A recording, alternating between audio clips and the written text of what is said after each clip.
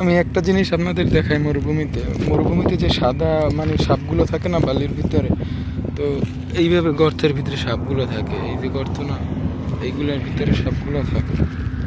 আর ওই যে সান্ডা বলে, সান্ডা সৌদিরা খায়, অনেক টিকটিকি থাকে, সান্ডাগুলো এই ভিতরে গর্তে গর্তে থাকে। এই দেখেন, এইসব দিয়ে অনেক জায়গা আছে সাপ চলাফেরা করে। আশেপাশে হয়তো নাই এখন। এই একটা গর্ত দেখেন কত বড়, তো এইগুলোর ভিতরে সাপ থাকে, এই অনেকগুলো গর্ত। তো আমার ভয়ও লাগতেছে যে আশেপাশে সাপ আছে কিনা। অনেক টিকটিকি দৌড়াদৌড়ি করে, একটু একটা টিকটিকি দেখলাম।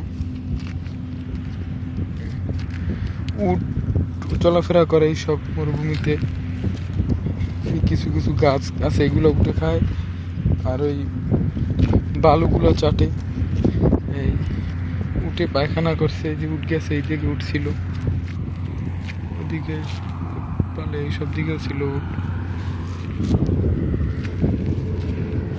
এখানে উঠছিল এই উট।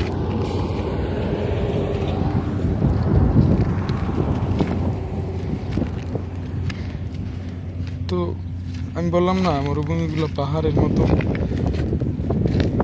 পাহাড় তো অবশ্যই, তারপর আবার ছোট বড় অনেক মানে মরুভূমি এইসব দেশে পাহাড় এইদিকে কম, আমার এইদিকে আমি যে জায়গায় থাকি। তো তারপর উঁচু নিচু দেখছেন কিভাবে। আর পাহাড় যে জায়গায় আছে মানে সেই জায়গায় এত বড় পাহাড়, মানে দেখা যায় পাথরের পাহাড় বা বালুর পাহাড়, লাল বালুর পাহাড়। তো দেখলে পাহাড়গুলো ভয় লাগে, মানে এত বড় বড়।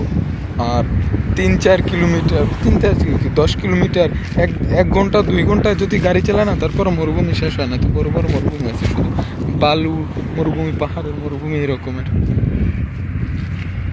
একটা করতে দেখুন।